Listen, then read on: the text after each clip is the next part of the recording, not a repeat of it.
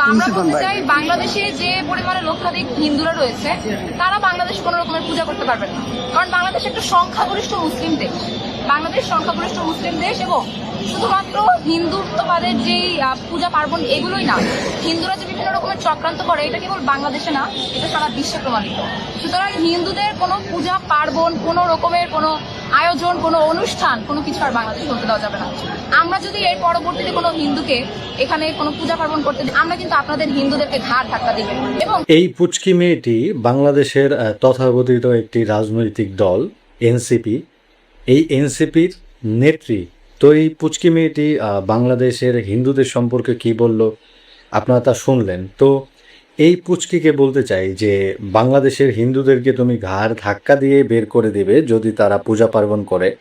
বাংলাদেশটি কি মানে তোমার বাবা আর তোমার মা জন্ম দিয়েছে?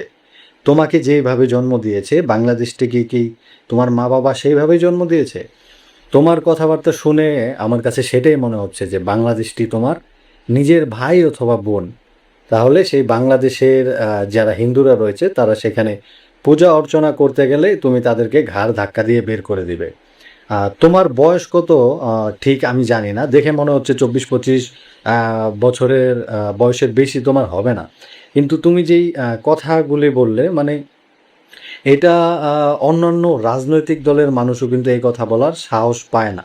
তো তোমার বয়স কম, রক্ত গরম, তার মধ্যে তোমার সামনে সাংবাদিক চলে গিয়েছে, তো সেই জন্য তোমার কথা বলার সুযোগ হয়েছে, তাই বলে তুমি যাচ্ছে তাই বলে যাবে আর বাংলাদেশের হিন্দুরা সেটা মেনে নেবে, সেটা তো হবার নয়। তুমি বললে বাংলাদেশ নাকি মুসলিম দেশ। বাংলাদেশ একটি সেকুলার দেশ। বাংলাদেশের সংবিধানে ছিল বাংলাদেশ একটি সেকুলার দেশ।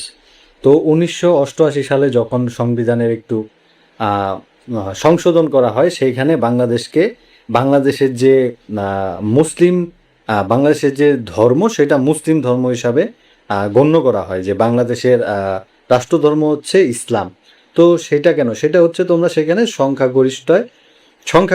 সংখ্যায় তোমরা বেশি, কিন্তু সেই পাশাপাশি এইটাও লেখা রয়েছে যে এই দেশে ধর্মনিরপেক্ষ দেশ, এই দেশের হিন্দু, বৌদ্ধ, খ্রিস্টান যারা রয়েছে তারা তাদের যত ধর্মীয় কার্যক্রম সব কিছু পালন করতে পারবে, এই ব্যাপারে কোনো রকম নিষেধাজ্ঞা নেই।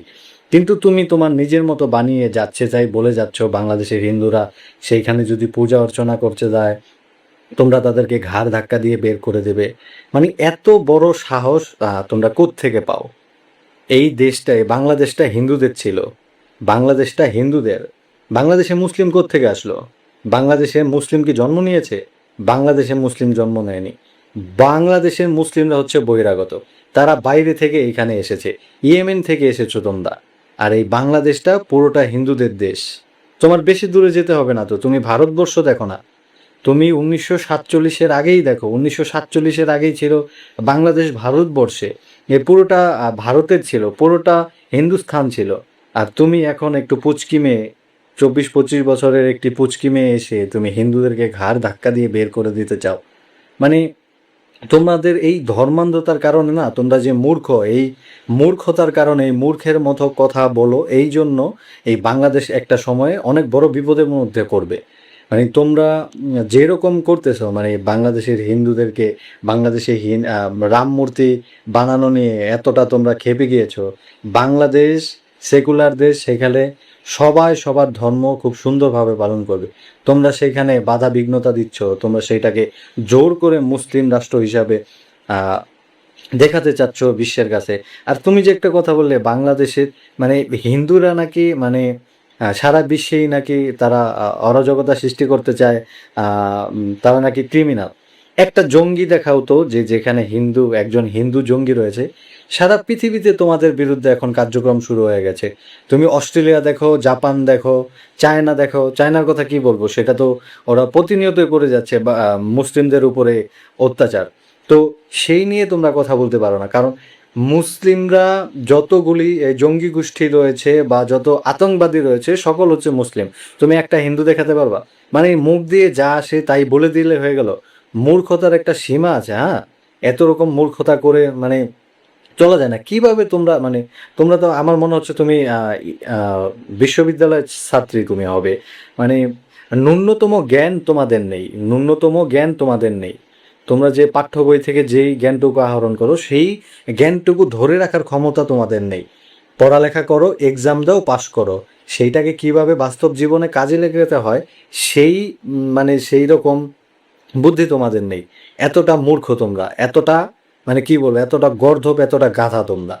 তো তোমাদের এই একটাই কথাই বলবো, আমি সর্বশেষে একটা কথাই বলবো, যে তোমাদের এই ধর্মান্ধতা, এই মূর্খতার কারণে বাংলাদেশ একদিন বিপদে পড়বে, পুরো বাংলাদেশ একদিন বিপদে পড়বে। তো আজকে আর এই বিষয়ে আমি কথা বলতে চাই না, আমি দেখব এই এনসিপির নেত্রী আর কি কি বলে। তো সকলকে ধন্যবাদ জানাচ্ছি, সকলে ভালো থাকুন, সুস্থ থাকুন, এবং বাংলাদেশের যারা আমার ভিডিও দেখছেন, বাংলাদেশের যারা আমার শুভাকাঙ্ক্ষী রয়েছেন, বাংলাদেশের যারা আমার ভাই ও বোনেরা, দাদা দিদি যারাই রয়েছেন, সকলে নিজে মানে সেফ থাকবেন। কখনো কোনো এই রকম খারাপ প্ররোচনা দিবে এইটার ফাঁদে পা দিয়ে কখনো এদের সাথে ঝামেলায় জড়াবেন না। অবশ্যই প্রতিবাদ করুন, আপনার জায়গায় থেকে আপনারা প্রতিবাদ করুন। তো সকলে সুস্থ থাকুন, সকলে ভালো থাকুন। জয় হিন্দ, বন্দে মাতরম, জয় শ্রীরাম।